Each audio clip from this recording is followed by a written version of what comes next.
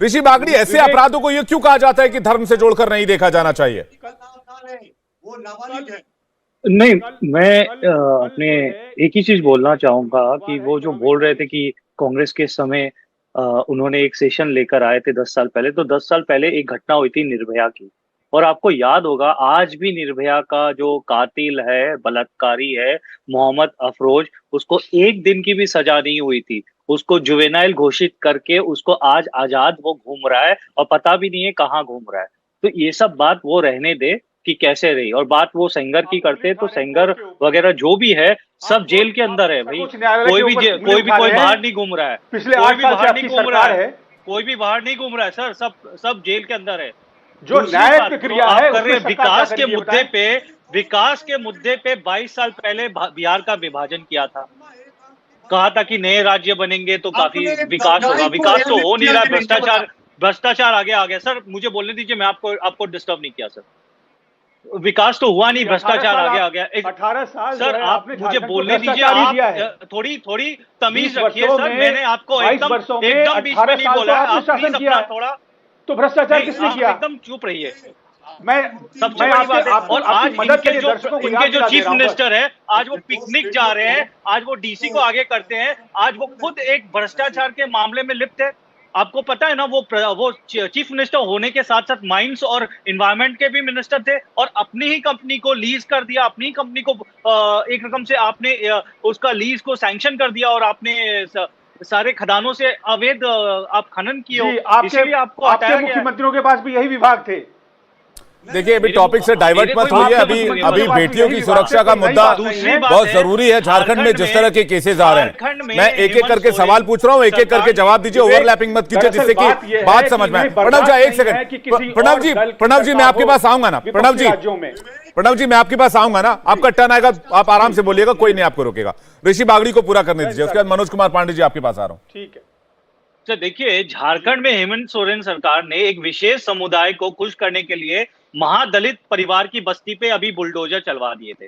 छोटे छोटे बच्चे भूखे प्यासे मतलब बिलख रहे हैं, लेकिन सोरेन सरकार को अंकिता सिंह की हत्या पर पर्दा डालने, पिकनिक मनाने और देवगढ़ के डीसी को आगे करके भाजपा से लड़ाने भिड़ाने में लगे हुए हैं।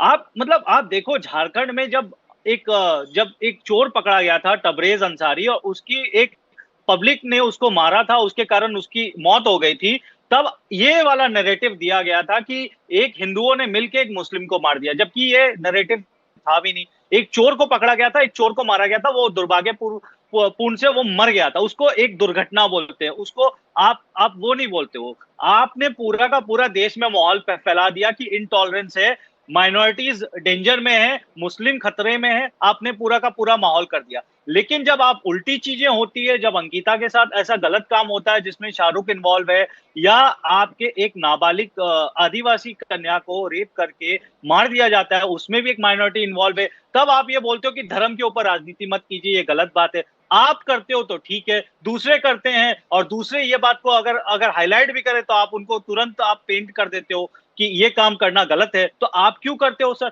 आप पूरी की पूरी एक हिंदू कम्युनिटी को आप पेंट कर सकते हो कि इनटॉलरेंट है, हमारा रहना दुर्भर हो गया, सांस लेना दुर्भर हो गया, आप ये सारी बात बोल सकते हो। लेकिन जब ये उल्टा हो तब फिर आप ये बोलते हो कि भैया इस पे बात मत करो। मनोज कुमार पांडे जी, आप दो बच्चों के बीच की आपस की घटना है जी।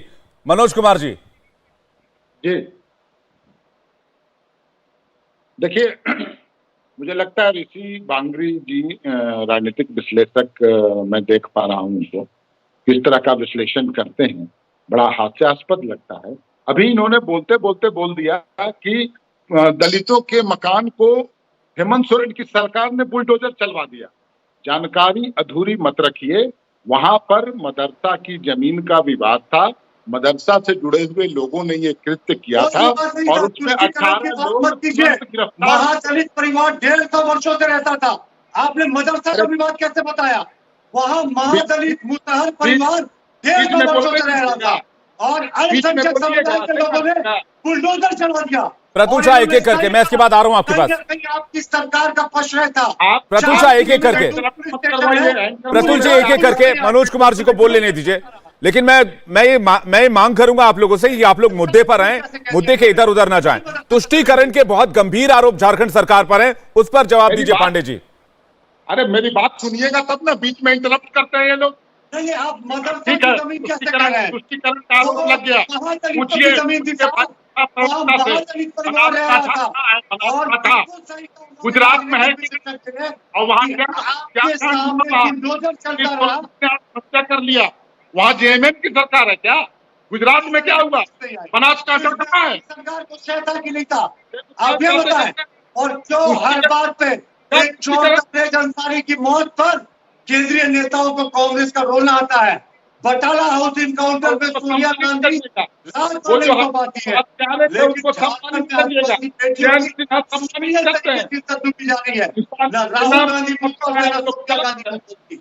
महादलितों के घर को प्रतुल शाहदेव, आपके इशारे पे, लेकिन प्रतुल एक एक करके बोलेंगे तो बात समझ में आएगी, दोनों एक दूसरे के ऊपर बोलेंगे तो किसी को कुछ समझ में नहीं आएगा। इसलिए मैं प्रतुल शाहदेव अपनी बारी का इंतजार कर लें, मैं आपसे मांग कर रहा हूं। पांडे जी देखिए, बीच में इंटरप्ट करके बात को डिस्टर्ब करते हैं। इनसे पूछिए, मैं सवाल इन्हीं से पूछ रहा हूँ। बनासकांठा कहाँ है? गुजरात में है कि नहीं बनासकांठा? वहाँ क्या हुआ है पता है? पता है बनासकांठा में? सर आप उस पर जवाब दीजिए ना। आप कहाँ प्रतुल से आप बनासकांठा पूछ रहे हैं?